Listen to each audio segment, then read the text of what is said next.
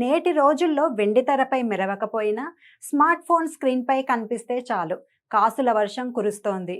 Cinema సెలబ్రిటీలు ఇప్పుడు కేవలం నటనకే పరిమితం కాకుండా యూట్యూబ్ను తమ మెయిన్ బిజినెస్గా మార్చుకుంటున్నారు. సినిమాల ద్వారా వచ్చే ఆదాయం కంటే యూట్యూబ్ ద్వారా వచ్చే యాడ్ రెవెన్యూ, బ్రాండ్ డీల్స్ చాలా సుస్థిరంగా ఉండటమే దీనికి కారణం. తమ పర్సనల్ లైఫ్, షూటింగ్ విశేషాలు, ఫిట్నెస్ టిప్స్తో సోనాక్షి సిన్హా, ఆలియా భట్, శిల్పా శెట్టి వంటి వారు నెలకు లక్షల నుంచి కోట్లలో ఆర్జిస్తున్నారు.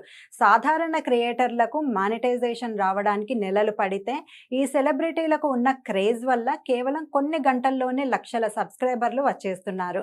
ఇక్కడ అసలు మ్యాటర్ ఏంటంటే సిపిఎం, బ్రాండ్ కొలాబరేషన్స్. ఒక సినిమా స్టార్ తన వ్లాగ్లో చిన్న బ్రాండ్ను ప్రమోట్ చేస్తే వారికి ఒక్కో డీలుకు 10 నుండి 50 లక్షల వరకు ఆదాయం లభిస్తోంది.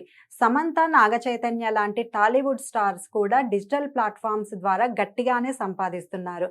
అందుకే ఇప్పుడు ఇంట గెలవకపోయినా యూట్యూబ్లో గెలిస్తే చాలు అనే స్థాయికి సెలబ్రిటీ ఎకానమీ చేరుకుంది.